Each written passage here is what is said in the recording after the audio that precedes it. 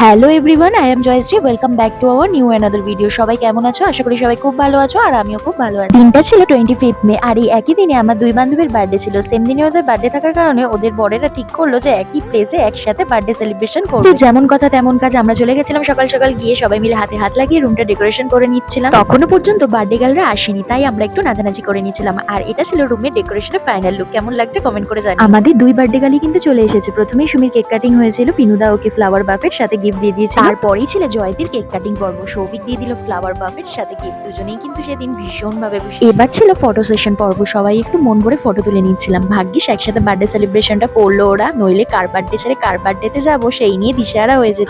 অনেক সেলিব্রেশন হলো, ফটো তোলাও হলো। এবার চলো নাচানাচি করা যাক, যেটা ছাড়া সেলিব্রেশন একেবারে ইনকম। দেন সবশেষে খাওয়া দাওয়া করে ক্লান্ত হয়ে সবাইকে টাটা বাই বাই করে আজকের মতো ভিডিওটা এখানেই শেষ করলাম। ভিডিওটা কেমন লাগলো অবশ্যই কমেন্ট করে জানাও। ভালো লাগলে লাইক করে দিও। টাটা।